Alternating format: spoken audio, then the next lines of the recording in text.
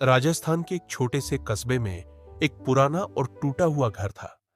उसी घर में रहते थे रामलाल, उनकी पत्नी कमला, उनका बेटा मोहन और कुछ ही दिनों पहले आई नई बहू सुनीता। उनके घर की हालत बहुत खराब थी। उनके घर की दीवारें टूटी हुई थीं और रसोई में बस कुछ ही बर्तन थे। एक सुबह सुनीता जल्दी उठकर रसोई में गई और वह पूरे परिवार के लिए नाश्ता बनाना चाहती थी। लेकिन जब उसने डिब्बे खोले तो वह हैरान रह गई। घर में सिर्फ थोड़ा सा पोहा, एक प्याज और कुछ मिर्च थी।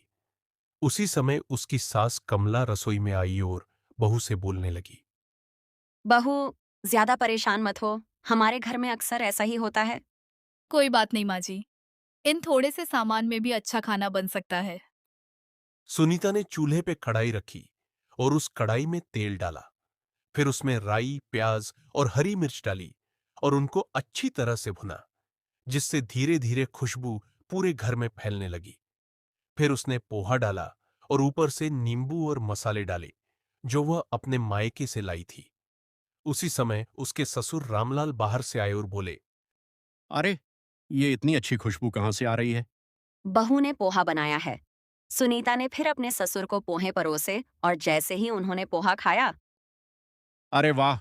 इतना स्वादिष्ट पोहा तो मैंने कभी नहीं खाया। तभी उसी समय मोहन घर आया और उसका चेहरा काफी उदास था। उसके उदास चेहरे को देखकर कमला बोली। क्या हुआ बेटा? क्या आज कोई काम मिला? नहीं माँ, आज भी काम नहीं मिला। उसी पल घर में कुछ पल के लिए सन्नाटा छा गया। फिर तभी सुनीता ने मोहन को पोहा दिया। मोहन ने भी पोहे का पहला कौर खाया और बोल पड़ा। अरे! यह तो बहुत स्वादिष्ट है। ऐसे पोहे तो मैंने जिंदगी न कभी नहीं खाए। रात को फिर सभी सो गए थे, लेकिन सिर्फ रात को सुनीता देर तक जगती रही और सोचती रही। फिर उसको एक उपाय सूझा और उसने मोहन से कहा। सुनिए, अगर हम पोहा का ठेला लगाएं तो कैसा रहेगा? ठेला? हाँ, मैं पोहा बनाऊंगी और आप उसे बाजार में बेचने जाएंगे। लेकिन सुनीता, इसके लिए पैसे कहाँ से आएंगे? मेरे पास कुछ थोड़ी बचत है, लगभग 6,000 रुपए। हम इन्हीं से काम शुरू करेंगे। मोहन ये सुनकर हैरान रह गया। क्या तुम सच में अपने पैसे इस काम में लगाओगी? अगर हम कोशिश नहीं करेंगे तो हमारी गरीबी कभी खत्म नहीं होगी। मोहन धीरे से मुस्कुरा दिया। अगले ही दिन मोहन बाजार के लिए निकल गया और उसे वहां देखा कि एक कबाड़ी की दुकान पर पुराने ठेले बिक रहे थे। मोहन ने कबाड़ी की दुकान पर गया और कबाड़ी वाले से पूछा। भाई साहब, ये ठेला कितने का है? यह ठेला 5,000 रुपए का है। भैया, थोड़ा कुछ कम कर दीजिए। फिर काफी मोलभाव के बाद कबाड़ी वाले ने ठेला 4,000 रुपये में मिल गया। वह फिर घर आकर मोहन ने सबसे पहले ठेले को साफ किया। यह देखकर सुनीता काफी खुश हुई और फिर सुनीता ने कागज पर बड़े अक्षरों में लिखा, सुनीता का चटपटा पोहा, और उसे ठेले पर लगा दिया। उसकी सास दूर से यह सब देख रही थी और वह भी बहुत खुश थी। भगवान करे तुम्हारा ठेला बहुत चले। अगली ही सुबह सूरज निकलने से पहले ही सुनीता पोहा बनाने लगी। उसने चूल्हे पर सबसे पहले तो कढ़ाई रखी, फिर उसमें मेन तेल गर्म हुआ, राई डाली और वह चटकने लगी। फिर प्याज, मिर्च और मूंगफली डाली गई। धीरे धीरे पोहे की खुशबू फैलने लगी। पोहे तैयार होने के बाद मोहन ने उन्हें ठेले में रख दिया और मोहन फिर ठेला लेकर बस स्टैंड पहुंच गया। मोहन ने ठेला तो लगा लिया, लेकिन कुछ देर तक कोई भी ग्राहक उसके ठेले पर नहीं आया। ग्राहक न आता देखकर सुनीता थोड़ी घबरा गई। फिर तभी एक रिक्शा वाला वहां आया। बहन जी, पोहा कितने का है?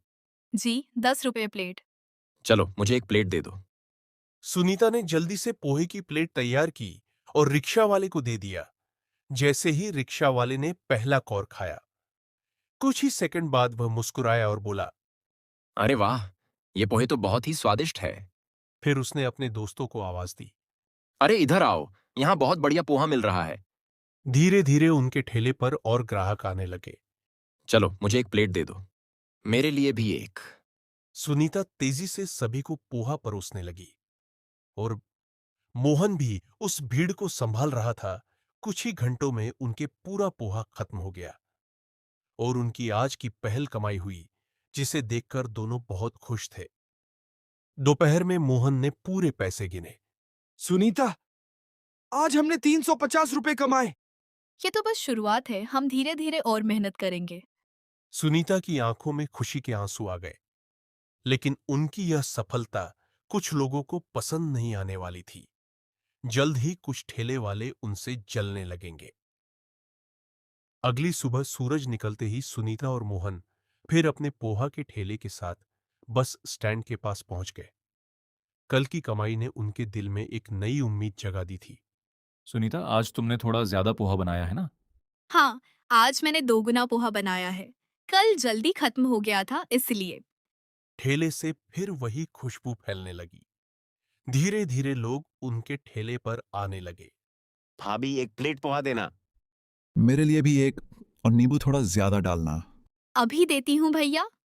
लेकिन उनके पास में लगे दूसरे ठेले वालों को यह सब अच्छा नहीं लग रहा था, क्योंकि उनके ठेले पर बहुत कम ग्राहक आ रहे थे। वहां एक समोसे वाला था, रघु, और चाय वाला कल्लू। दोनों दूर खड़े होकर सुनीता के ठेले को देख रहे थे। देखा कल्लू तुमने, 2 दिन में ही इसके ठेले पर इतनी भीड़ लगने लगी। हाँ, हमारे ग्राहक भी एक एक करके अब उधर जा रहे हैं। अगर ऐसा ही चलता रहा तो हमारा धंधा तो बंद हो जाएगा। हमें इनका कुछ तो करना पड़ेगा। उधर सुनीता के ठेले पर भीड़ बढ़ती ही जा रही थी। भाभी, आपका पोहा तो काफी कमाल का है। मैं भी अब तो रोज यहाँ ही आऊंगा। धन्यवाद भैया। सुनीता का पोहा फिर दोपहर तक लगभग खत्म हो गया, लेकिन शाम को जब वे ठेला समेटने लगे, तभी रघु उनके पास आया। ये ठेला अब यहां नहीं लग सकता। क्यों भैया? ये जगह हमारी है। सालों से हम यहाँ ठेला लगा रहे हैं। भैया, हम तो बस थोड़ा सा काम करना चाहते हैं। अगर कल से तुमने यहां ठेला लगाया तो अच्छा नहीं होगा। ये सुनकर सुनीता डर गई। रात को घर में सुनीता उदास बैठी थी। क्या हुआ बहू, तुम ऐसे उदास क्यों बैठी हो? माँ जी, बाजार वाले हमें ठेला लगाने नहीं देना चाहते, लेकिन अगर उन्होंने झगड़ा किया तो? मेहनत करने वालों को कोई नहीं रोक सकता सुनीता। अगली सुबह फिर एक नई परीक्षा उनका जैसे इंतजार कर रही थी। सुनीता और मोहन फिर से ठेला लेकर बाजार पहुंचे, लेकिन उन्होंने देखा उनकी जगह पर रघु ने अपना ठेला खड़ा कर दिया था। सुनीता घबराकर मोहन से बोलती है, अब हम क्या करेंगे? हम अपना ठेला कहाँ लगाएंगे? मोहन कुछ बोल पाता उससे पहले ही अचानक बस स्टैंड की तरफ से कई लोग आते दिखाई दिए। लेकिन ये लोग कौन थे और क्या सुनीता का ठेला अब बंद हो जाएगा? सुबह का समय था, बस स्टैंड पर हलचल शुरू हो चुकी थी। सुनीता और मोहन अपने ठेले के साथ खड़े थे, लेकिन उनकी जगह पर रघु ने अपना समोसे का ठेला लगा दिया था। सुनीता की आंखों में चिंता साफ दिखाई दे रही थी। मोहन, अब हम कहाँ ठेला लगाएंगे? घबराओ मत, कहीं ना कहीं जगह मिल ही जाएगी। लेकिन तभी रघु फिर उनके पास आ गया। मैंने कहा था ना, यहाँ ठेला मत लगाना। भैया, हम किसी का नुकसान नहीं करना चाहते। तो फिर यहां से चले जाओ। सुनीता चुप खड़ी थी। उसे लग रहा था कि उनका सपना शुरू होने से पहले ही टूट जाएगा। उसी समय बस स्टैंड पर एक बड़ी बस आकर रुकी। बस से कई यात्री उतरने लगे। कुछ लोग नाश्ते की तलाश में इधर उधर देखने लगे। तभी एक आदमी ने दूर खड़े सुनीता के ठेले को देखा।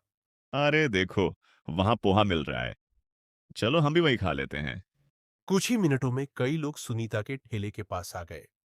भाभी, जल्दी एक प्लेट पोहा देना, बस छूटने वाली है। मेरे लिए भी एक प्लेट। सुनीता थोड़ी घबराई, लेकिन साथ ही वह खुश भी थी। अभी देती हूँ। सुनीता तेजी से पोहा बनाने लगी। पोहा की खुशबू हवा में फैल गई। कुछ ही देर में वहां छोटी सी लाइन लग गया। यह सब देखकर रघु और कल्लू हैरान रह गए।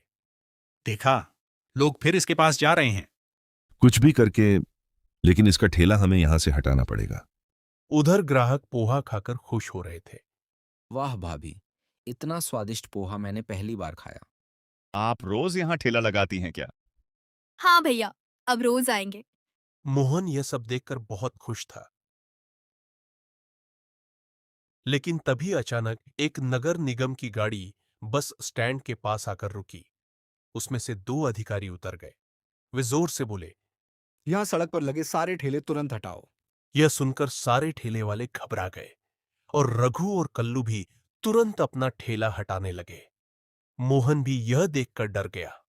सुनीता, अगर हमें ठेला हटाना पड़ा तो? फिर हमारा क्या होगा? तभी एक अधिकारी सुनीता के ठेले के पास आया और उनसे एक प्लेट पोहा लगाने के लिए बोला। जैसे ही उस अधिकारी पोहा खाया, वह रुक गया और बोलने लगा, अरे, ये तो बहुत स्वादिष्ट है। सुनीता और मोहन हैरान होकर उसे देखने लगे। तुम्हारा नाम क्या है? जी, सुनीता। अगर तुम चाहो तो मैं तुम्हें यहाँ ठेला लगाने की परमिशन दिलवा सकता हूँ। क्या सच में अब सुनीता को ठेला लगाने की अनुमति मिल जाएगी?